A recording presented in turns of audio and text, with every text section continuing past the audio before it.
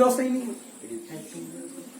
हाँ, प्रीपोजिशन पढ़े थोड़े दिन पहले, तो कोई प्रीपोजिशन कभी नहीं है। क्या लगेगा?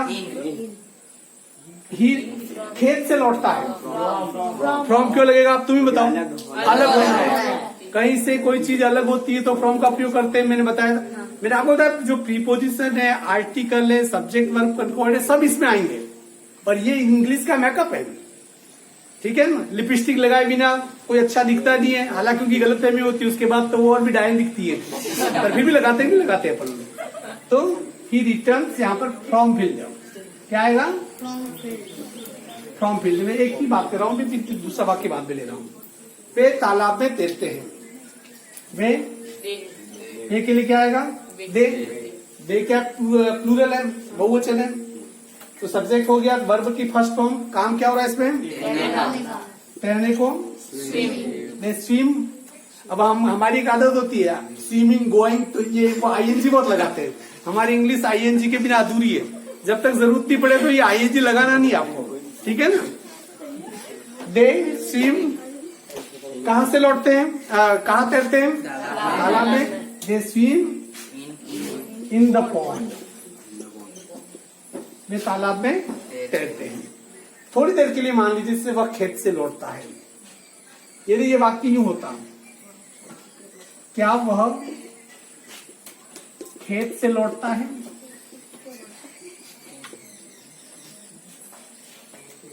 ये क्या हो गया? प्रश्नवाचक। क्या वह खेत से लौटता है? ये सिर्फ एक प्रेजेंट सिंपल और पास्ट सिंपल में थोड़ी लफड़ा है इसमें, क्योंकि इनकी अपनी कोई हेल्पिंग वर्ब नहीं है। सिर्फ दो टेंस ऐसे हैं, प्रेजेंट सिंपल और पास्ट सिंपल, इनकी कोई हेल्पिंग वर्ब नहीं होती है, इसलिए आपको हेल्पिंग वर्ब ध्यान में रखनी पड़ती है। ये यदि पाए जाए ये सिंपल है, इंट्रोगेटिव वाक्य हो कोई इंट्रोगेटिव वाक्य, तो इसका रूल क्या है? आगे क्या लगाओ? टू, सब्जेक्ट अपनी जगह, वर्ब की फर्स्ट फॉर्म प्लस ऑब्जेक्ट, ठीक है। अब जैसे ये कि वह खेत से लौटता है, उसके लिए ये रूल्स। क्या वह खेत से लौटता है, इसके लिए क्या रूल है? आगे डू लगाएंगे, सब्जेक्ट प्लस वर्ब की फर्स्ट फॉर्म प्लस ऑब्जेक्ट। जैसे ये वाक्य कैसे बनेगा? वह खेत से लौटता है, तो आगे क्या लगा दो? हाँ सॉरी, यहाँ रिटर्न्स एस वाला है, तो यहाँ पर क्या आएगा? डस सब्जेक्ट प्लस वर्ब की फर्स्ट फॉर्म प्लस ऑब्जेक्ट। ध्यान ये रखना, यहाँ वर्ब के साथ ऐसे यस लग दिया और यहाँ डस लगा दिया, तो यहाँ ऐसे यस नहीं लगाओगे, ठीक है। क्योंकि आपको हेल्पिंग, क्योंकि यहाँ पर यह वर्ब बन गई, या हेल्पिंग वर्ब आ गई आपकी, और हेल्पिंग वर्ब इसने सिंगुलर कर दी है, तो फिर उस वर्ब पे हमें ध्यान नहीं देना है, ठीक है। डस प्लस सब्जेक्ट प्लस वर्ब की first form plus object. Talking English में ये वाक्य ज्यादा काम आते हैं। प्रेजेंट सिंपल के इंट्रोगेटिव कैसे काम आता है, अभी उस पर अपन डिस्कस करेंगे। इससे क्या वो खेत से लौटता है, तो क्या होगा? डस, सबसे पहले क्या हो गया? सब्जेक्ट, ये डस हेल्पिंग वर्ब, सब्जेक्ट क्या है? वह ही, फिर उसके बाद क्या है? वर्ब, वर्ब क्या है? रिटर्न।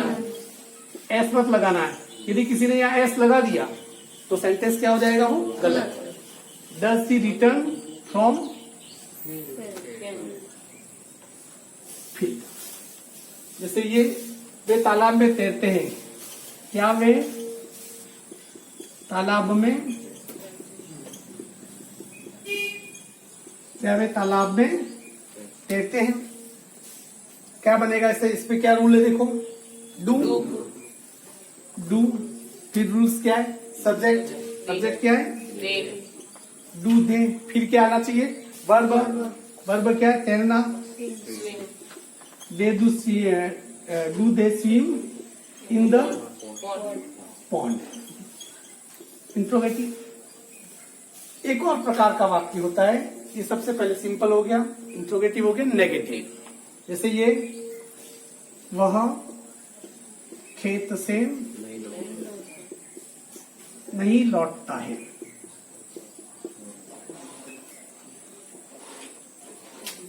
ठीक है। यदि नेगेटिव हो, क्या हो? नेगेटिव हो, जैसे ये क्या हो गया? ये इंट्रोगेटिव। नेगेटिव हो तो सब्जेक्ट आपस अपनी जगह, डज है, डज के साथ क्या लग जाता है?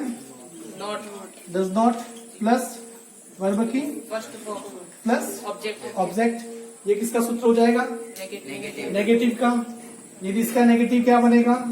Subject do, do not plus verb की फर्स्ट फॉर्म प्लस ऑब्जेक्ट, जैसे वह खेत से नहीं लौटता है, क्या होगा इसका? ही डज नॉट रिटर्न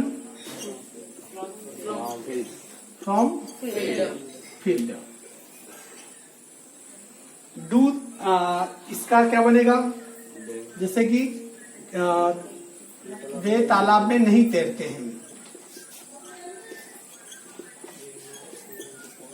नहीं तैरते हैं, नहीं तैरते हैं। तो they do not swim in the pond. जब भी आप टेंस पढ़े आप यहीं पर आके खत्म हो गए, इससे आगे कभी नहीं गए। इसलिए तुम अंग्रेजी के नाम पे कभी आगे बढ़े ही नहीं। तो मेरा जो टेंस है वो इसके बाद शुरू होता है, क्योंकि 3 प्रकार के वाक्य तो वैसे ही आपको बनाने आते हैं। ये 3 प्रकार के वाक्य, ये रूल्स तो आपको पहले ही वैसे ही पता थे, पर टॉकिंग इंग्लिश में इसका इस्तेमाल नहीं होता है, बहुत कम होता है। मेरा जो टेंस जो मैं पढ़ाऊंगा अब, जो आज से मैंने स्टार्ट किया है, मैं इनको इन 3 वाक्यों से बाहर निकाल के ले जाऊंगा, ताकि आप सही मायने में इंग्लिश बोलना सीख सके, उसका इस्तेमाल करना आपको क्या कर सके, आ सके। अब जैसे नॉलेज आपको हो गया ये, ठीक है ना। कोई भी वाक्य जिसके पीछे ता है, ती है, ते है, आए, उसका रूल्स ये होगा सब्जेक्ट प्लस वर्ब की फर्स्ट फॉर्म प्लस ऑब्जेक्ट, या सब्जेक्ट प्लस वर्ब की फर्स्ट फॉर्म ऐसे yes plus object, that's over. और ये ऐसे रट्टा मार के होना चाहिए कि रात को 12 बजे उठ के कोई पूछे तो आप सही जवाब निकलना चाहिए। पर इस चीज को हम इससे थोड़ा क्या करते हैं, आगे ले जाते हैं इसको।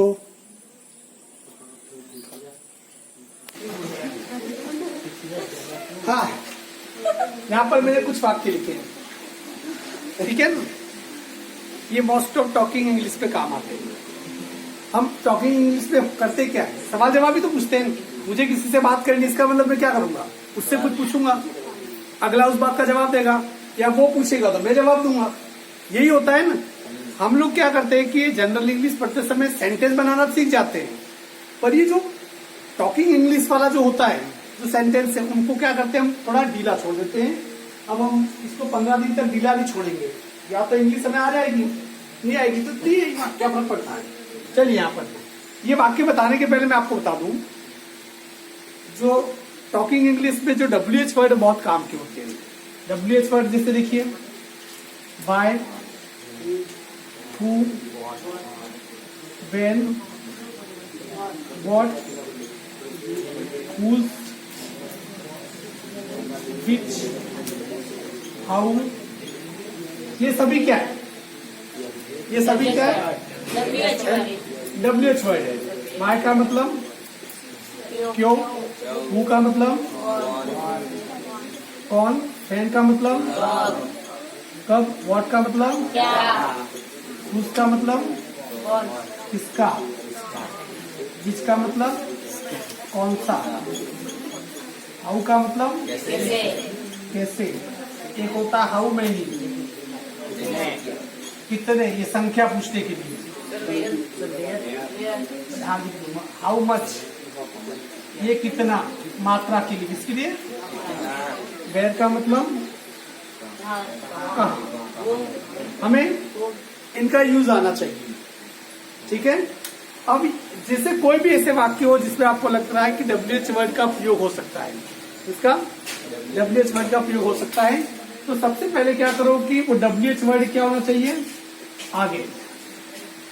इसका रूल से देखिए, सबसे पहले वो WH वर्ड आगे, फिर डू या डस प्लस सब्जेक्ट प्लस वर्ब की first form plus object. Clear. सिर्फ इतना ध्यान रखना है आपको। जैसे यहाँ पर देखिए, मैं आपको बता रहा हूँ, बस ये बताने के बाद मैं सबको छोड़ दूंगा, ठीक है।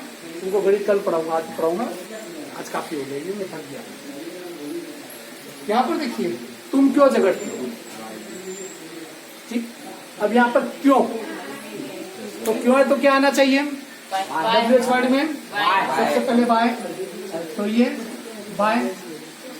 तुम क्यों झगड़ते हो, तो फिर उसके बाद डू या डज में से एक सेलेक्ट करना है, या तुम्हारा तुम के साथ क्या लगता है, ये प्लूरल माना जाता है, इससे बाय डू। फिर उसके बाद रूल्स क्या है, सब्जेक्ट, सब्जेक्ट क्या है यहाँ पर तुम, बाय डू यू। फिर वर्ब की फर्स्ट फॉर्म वर्ब क्या हो रहा है, fight, why do you fight. इसमें ऑब्जेक्ट नहीं है, ये तो नहीं लगा है, बिना ऑब्जेक्ट का वाक्य भी हो सकता है। जैसे तुम स्कूल कैसे जाते हो, तुम स्कूल कैसे जाते हो, कैसे, हाउ, हाउ के बाद डू लगाओ या डस, क्यों, डू है, हाउ, फिर हाउ डू यू, फिर गो टू, स्कूल,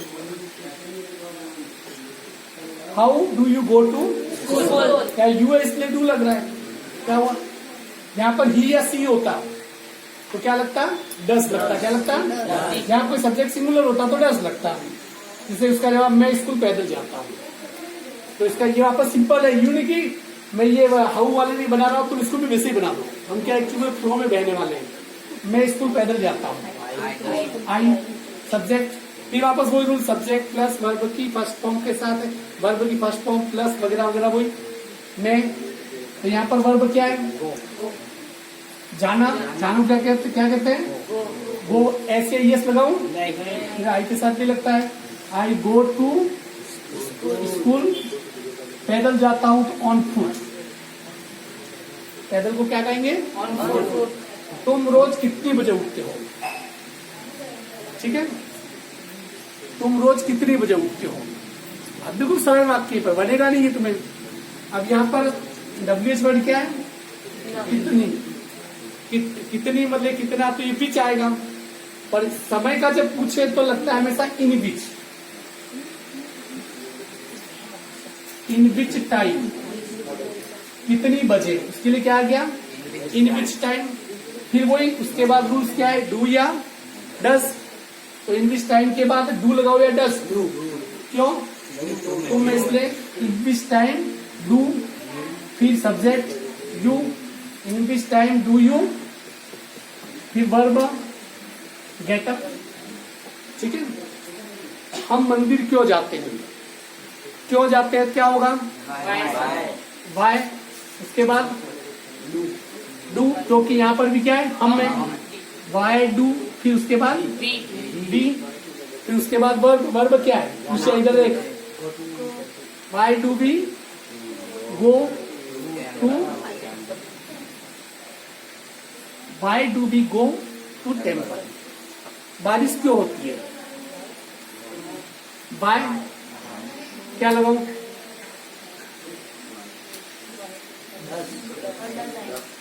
क्योंकि बारिश क्या है, सिंगुलर है, ठीक है। और हमेशा ध्यान रखना, बारिश वाला कोई भी वाक्य होता है वो इट से शुरू होता है, किससे, इसका इंट्रोगेटिव भी होगा, नेगेटिव जो भी होगा उसमें भी इट लगेगा, तो वाई या डस, क्योंकि बारिश हमेशा सिंगुलर मानी जाती है, Y does it, Y does it rain, बारिश क्यों होती है, ठीक है ना। पृथ्वीराज ज्यादा क्यों बोलता है, क्या आएगा, वाई, तो पृथ्वीराज पूरा लिखूंगा तो बाकी आएगा, इसको शॉर्ट करूं क्या, हाँ वाई, क्या लगाऊं, डू या डस, क्यों, पृथ्वीराज सिंगुलर है, वाई डस, पृथ्वीराज कोई सिंगुलर नहीं, अपने आप में 4 लड़कों के बराबर है, वाई डस, वाई डस पृथ्वीराज, फिर उसके बाद वाई हो गया, डस हो गया, सब्जेक्ट हो गया, फिर वर्ब, वर्ब क्या है, बोलना, ज्यादा बोलना, वाई डस पृथ्वीराज स्पीक, बोलना हो गया स्पीक सो मच, ज्यादा क्यों बोलता है। हमें ये वाले जो है WH वर्ड वाले उसकी प्रैक्टिस करनी है। मैं आपको कोई ऐसा वाक्य नहीं, एक वाक्य के मैं यूं नहीं कहूंगा कि एक वाक्य का वही इंट्रोगेटिव बनाओ, नेगेटिव बनाओ, वो नहीं, मैं कोई भी वाक्य पूछ सकता हूं। आपको ये पता करना है कि सिंपल है ये इंट्रोगेटिव है, ये नेगेटिव है, या ये WH वर्ड से बनने वाला है। रोज के 30 वाक्य, उसका एक फोटो आपका इंतजार करेगा।